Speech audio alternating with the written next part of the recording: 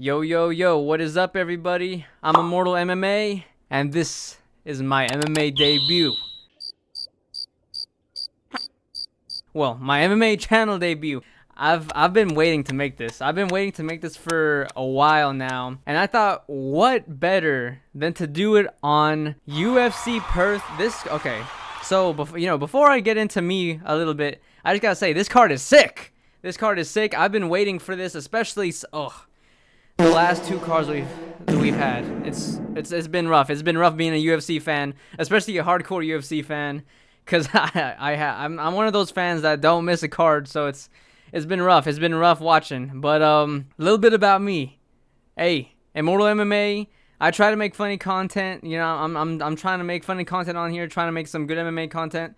You know, I've been wanting to make this channel for a while, but just never really got around to it. I do have like another gaming channel, but you know, we'll leave that out of the conversation. This is about MMA, and I want to give my breakdown for these fights. These are my predictions. This is gonna be my first video. I wanted to start my MMA YouTube journey with this card. It's so sick. I've been waiting, and it really sucks because I'm not gonna be able to watch it like in time because it's so early. So, you know, I gotta like avoid all media the day this happens, because I gotta rewatch all of it after everything happens, because I'm not waking up that early, and I also got work in the morning also, so you know, it ain't gonna work out. But let's start with the prelims.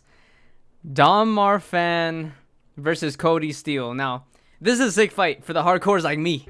Is this serious? If y'all know ball, this fight is gonna be great. It's gonna be great. Dom Marfan made his UFC debut either earlier this year or late last year. I forgot when exactly he made his debut, but really good debut, really entertaining. Same with Cody Steele. Okay, I know the odds are for Cody Steele like -200.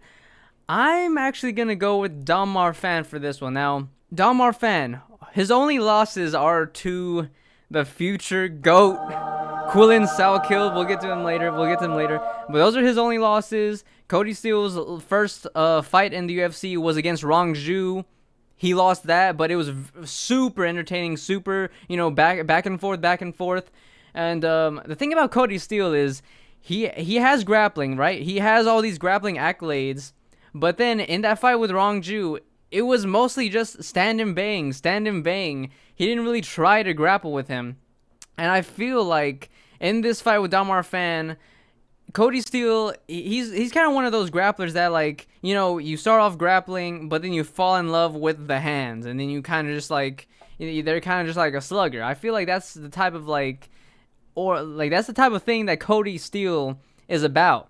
So I believe that the same thing is going to happen. I don't think Cody Steele is going to go down like, you know, he's going to go in takedown heavy style. I feel like he's going to start trying to slug with Dom Marfan. I think Dom Marfan is going to be able to, you know, be rangy on him. As you can see, he's a taller fighter, longer reach. I think he's going to be able to hit him more. I think although Cody Steele, like, he has power in his hands, I don't think he's going to be able to knock out Dom Marfan. I have a feeling that Dom Marfan is going to, you know, clinch him up, start doing a lot of clinch work, and I think it's going to be a close, maybe 29-28 decision for Dom Marfan. I think, you know, he'll maybe lose the first round and then come back in the second and third. So I think Dom Marfan has this by a close decision. I'd say the clinch work is probably going to get him above. And, you know, I think it's going to be a close fight. But, you know, if I'm wrong, you know, hey, don't put it against me.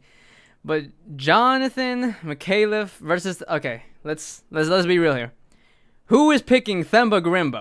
Okay, as you can see by the odds, no one is picking Themba Gorimbo. I'm sorry, like, you know, I was one of the people that I was on the hype train. I was on the hype train of Themba Gorimbo.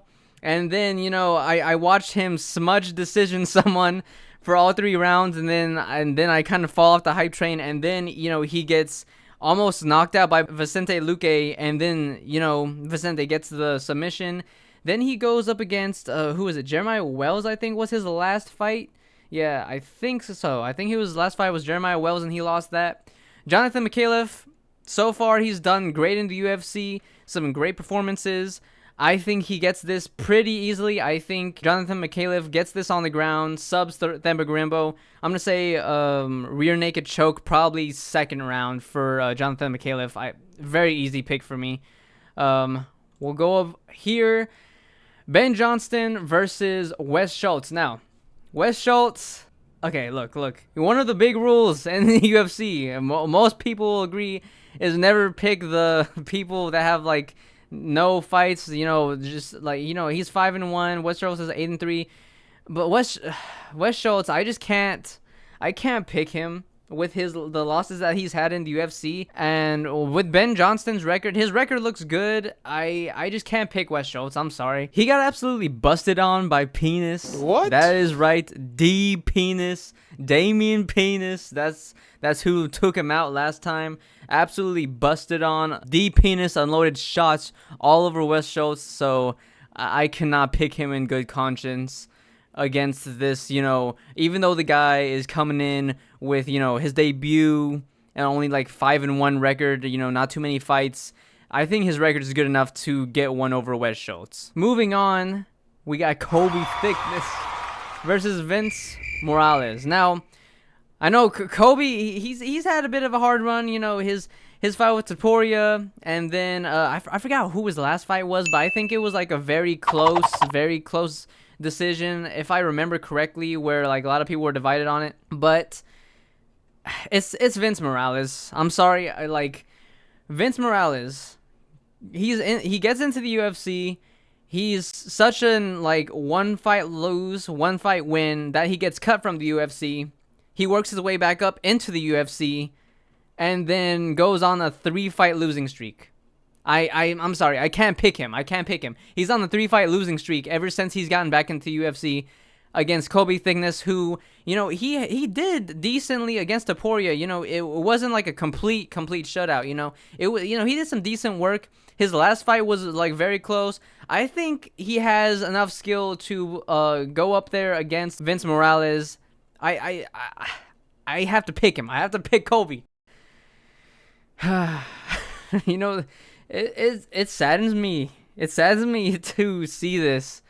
Look at this. Just look at the odds, guys. Look at the odds. Gerald Meerschaert. I've gone for Gerald Meerschaert. I've witnessed so many of his fights, and to see the fall, man. Gerald has not been looking good recently, and I feel bad. I have to pick Jacob. I have to do it. Meerschaert, he's just a shell of his former self, and even then, it's not like in his prime he was some absolute beast or anything. But he does have kind of that fluky out of nowhere he gets a submission, that type of thing. But it's just not like that anymore. He's over the hill. I think. Man, I think if he loses this fight, he just needs to retire. I mean, you see the record. Look how many fights he has. And all the losses, and especially recently, he's been getting finished a lot. He's been getting a lot of TKOs. It's just not looking good for him. So I gotta go with Jacob just because of how he's looked recently. Maybe in his if he was younger, back then I would go for him against Jacob, but how he's been looking, I just can't pick him, so gotta go against him. Junior Chaffa. Now wait guys, okay. Look. Before you start judging, I think Junior Chaffa's got this. I think Junior Chaffa's got this.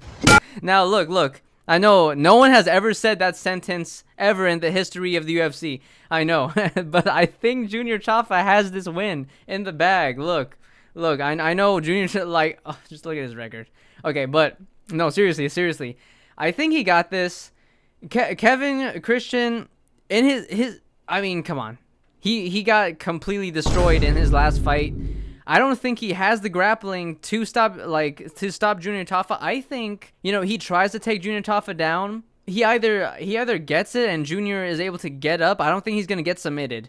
I think he either gets it, Junior's able to get up somehow, even with his horrible grappling, or he like misses the takedown, he gets knocked out, or Junior Tafa just completely just starches him.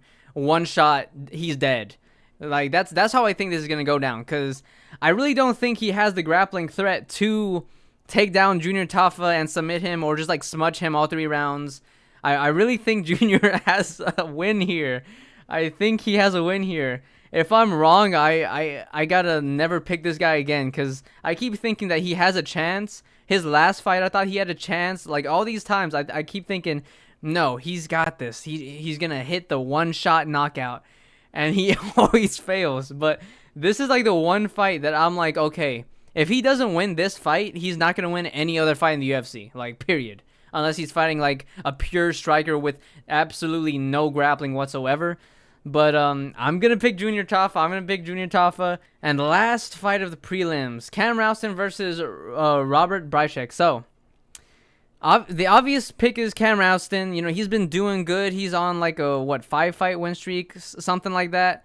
And then Robert Brychek, I mean, he's fine. He's not like bad or anything. I think, you know, obviously, the obvious pick is Cam Rouston. But I don't know why. But I have a sneaking suspicion. I have a feeling. Although I think, you know, it's obviously Cam Rouston should, you know, he should win. But I just have a feeling that Cam Rouston is going to be piecing him up. He's going to be hurting him, I feel like. He's going to be, you know, leading the dance. And then out of nowhere, I feel like Robert Brychek just, boom, hits him with something, rocks him.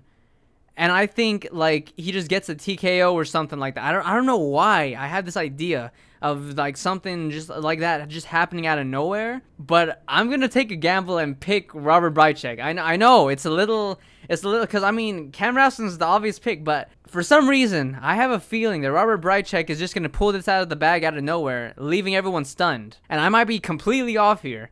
But I just have a feeling that he just does that out of nowhere. Just, boom.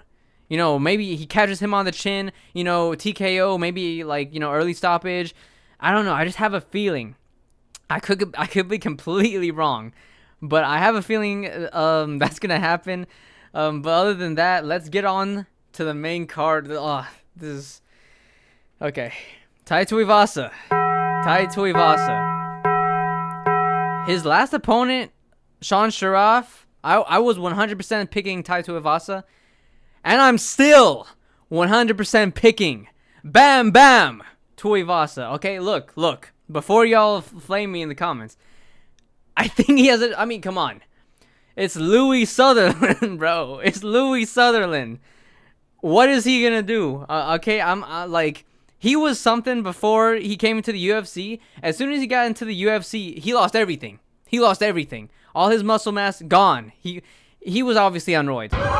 Let's just, like, I'm just gonna say it. He was if I think he was on roids. Okay, let's all agree on that. But you know, he comes in here, he gets his legs snatched up in his first fight, but you know, obviously Walter Walker's been doing that to everyone. And after that, in the second fight, he gets knocked out. Like, I know Tai Tuivasa. Look, guys, Tai Tuivasa. If you lose this is the last time I'm ever picking you for anything. Because he's on a horrible lose streak right now. But he did good work in his last fight. I know that fight was kind of, you know, horrible. But still, he almost won that. Like, legit, he almost won his last fight. And I feel like if Louis Sutherland right now fought against Talishin Teixeira, I feel like he would get knocked out. That's what I really feel like that would happen. So I'm going to bet on Tai Tuivasa. I think he has enough to put Louis Sutherland out. I think he knocks him out, or at least wins like a 29-28 decision. But I'm really feeling like a knockout, like maybe a first round knockout. I have a feeling either first round or second round knockout. I think Tai Tuivasa has this in the bag. I think he finally gets a win after all this time. You know, after bedtime cursed him with his shirt. I think he has this in the bag. I'm not gonna say in the bag, but I think he has this. I'm gonna pick Tai Tuivasa to win. You know, who would have thought that sentence would be said by anyone in the year of 2026? but I think it happens. I think he finally breaks his losing streak. And it looks like people think the same as me. I'm hopeful he has this. We will see. We will see come fight night. Next, Shamil the Blob Gaziev versus Brando Pericic. This is a hard one, because here's the thing about Shamil. His last fight, obviously, he got starched. He got absolutely destroyed. But it was against good competition. Salsa Boy has been sparking people out recently. He's been doing really good. He's on a good win streak. And before that, his only other loss was to Jairzinho Rosenstruik, who Jairzinho was good. He was good at fighting. He was a good fighter. Obviously, Shamil gassed out and just quit because of cardio issues. But Brando Pericic, he's looked really good. All of his wins are by finish. His one loss was by a submission loss, and I don't think Shamil is going to go out there and submit Brando Pericic. I think Brando Pericic gets this. I think he has the better striking. I think he might knock out Shamil Gaziev, actually. I think he might knock him out in the first round. I think I'm going to lock that in. First round knockout by Brando Pericic. I think he has, more striking skills. I think he has enough power. Shamil doesn't have, a granite chin. Most heavyweights don't because, such power. But I think Shamil is going to get rocked, and he's either going to get, I think he might get TKO'd against Brando Pericic in the first round. I think that happens. I think Brando Pericic kind of blitzes at him and gets him against the fence, and maybe TKO's in there. That's what I'm going to lock in. First round TKO by Brando Pericic against Shamil Gaziev. I'm sorry, brother. I'm sorry, but I can't bet on you, bro. I can't bet on you. Going over to Marwan Rahiki versus Ali Schmidt. Who? Yeah, I'm sorry. We're going with the freaky Rahiki, okay? Look, you're 8-0 prospect, undefeated against a 4-2 guy making his debut. And, Rahiki's he's been in some amazing fights. I think he gets this done first round. Either first round or second round. I think first or second round knockout. I think he starches this guy. This is a layup for him. Which after this, I'm really excited to see what he does next in the UFC. He has a really fun style. Hopefully, they give him a good matchup that's, it's not too high up, but it's not too low down to where we're all like, yeah, he's going to starch this dude. Because that's going to happen right here. Ali Schmidt, whoever you are, I'm sorry, brother. You're getting starched. You're getting demolished. You're getting chinned. It sucks to be a sacrificial lamb for Marwan Rahiki, but hey, we all have our place. We all have our place in here. Next up, Tim Elliott versus Steve Erceg. Now, this one, I'm kind of divided. Okay, look, I'm a little divided, but who am I kidding? Bedtime MMA is gonna win this. Bedtime is gonna win this. I mean, Steve Erceg, they're the same person. Let's be honest. But I think Erceg got this. Okay, I could see a recency bias because Tim Elliott had his win against Kaya Sakura, but all that showed us really is that Kaya Sakura has no grappling. Okay, because after he gets submitted by Pantoja, we're all like, okay, yes, it was a bad loss.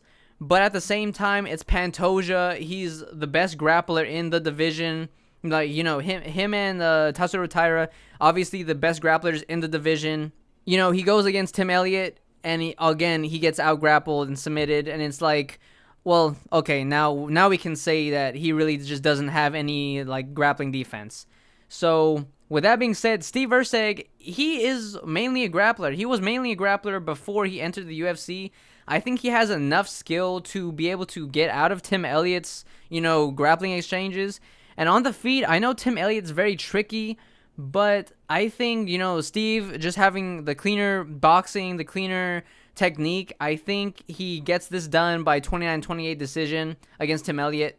I really don't see many ways Tim Elliott winning this fight. I don't see him knocking Steve Erceg out. I don't see him submitting Steve Erceg.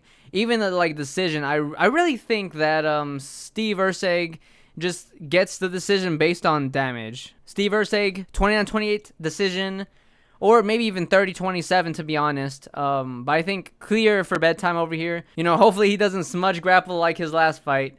Nah, shots fired at Bedtime MMA. Nah, big ups to Bedtime MMA for doing that. Great courage shown by him by getting in there with like a guy that was like had 11 fights. Kind of crazy to have your first matchup against a guy like that. But anyways, we move on.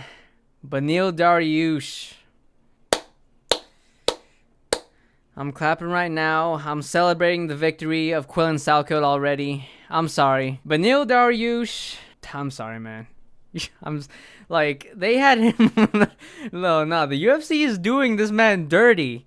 They are doing him dirty. Because before this, he was scheduled to fight against Manuel Torres, all right? That is the first fighter that he was matched up against. Manuel Torres. Now, if you don't know who Manuel Torres is, here are the clips.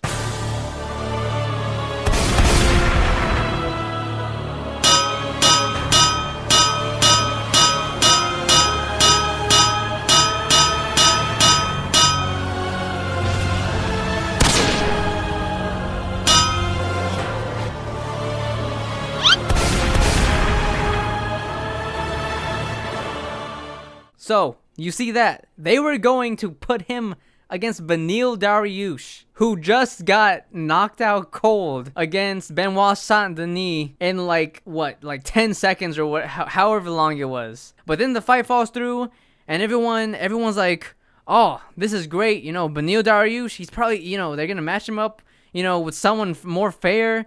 He's going to get a break." And they match him up against my boy, future GOAT of the sport, future GOAT of the division, at least.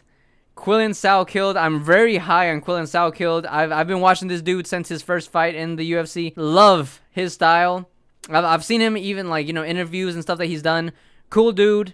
I'm sorry. Quillen Salkeld is going to knock out Beneil Dariush. Now, this is a, like, big step up. You know, it's a big step up from his regular competition.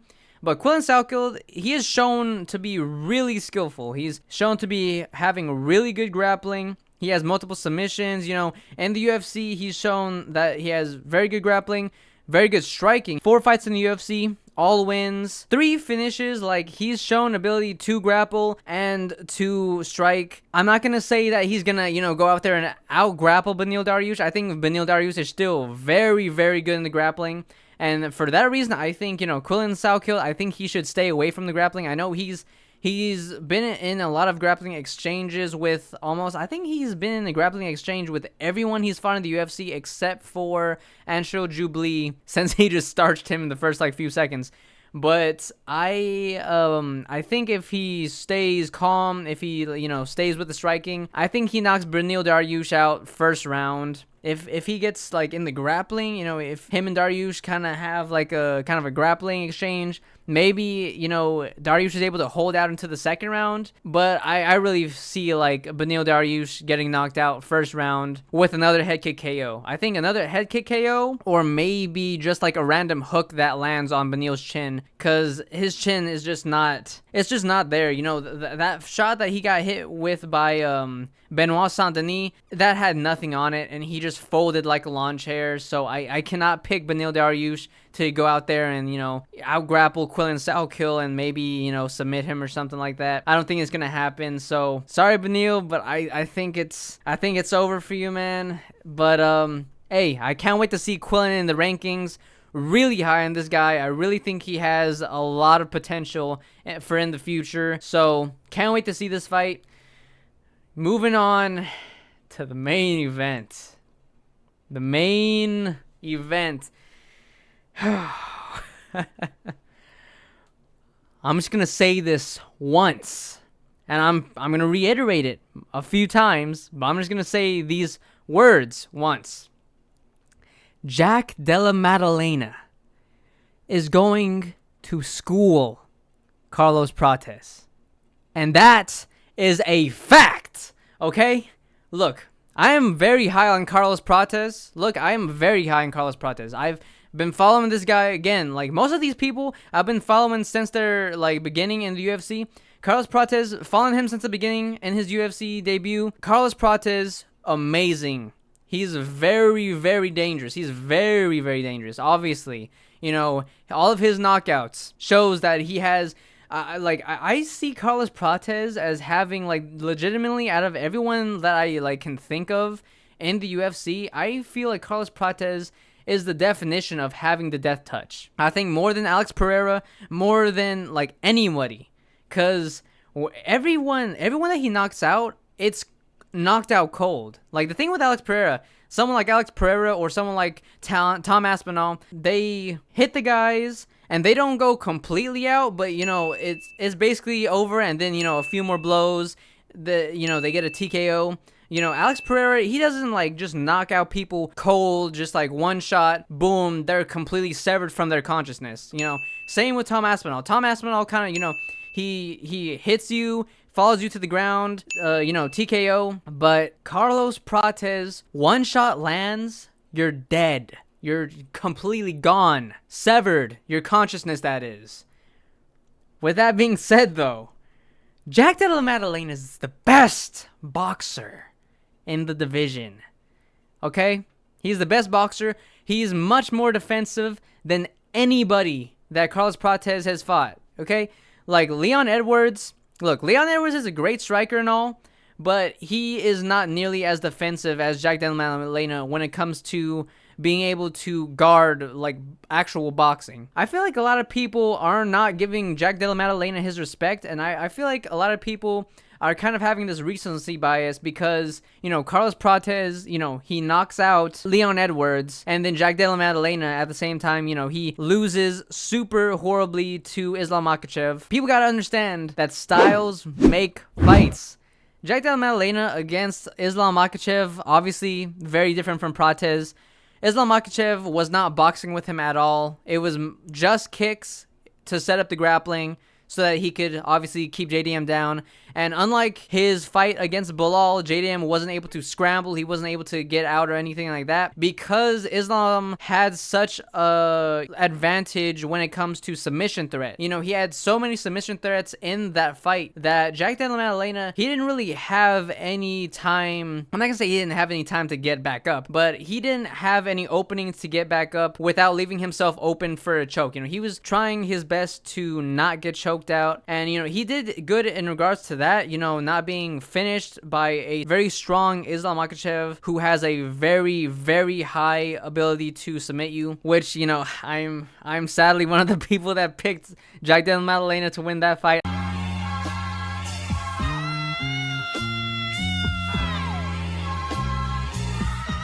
At the time, I was like, oh, well, he was able to do good against Bilal and Gilbert Burns, not thinking about, wait a minute, Gilbert Burns and Bilal have nowhere near the submission threat as Islam Makhachev. So, you know, horrible pick by me back then. But that is not this fight. You know, Carlos Prates, he throws a lot of his shots to the head. He's like, I'm not going to say he's a head hunter because, you know, obviously he does throw body shots. He does throw really good knees.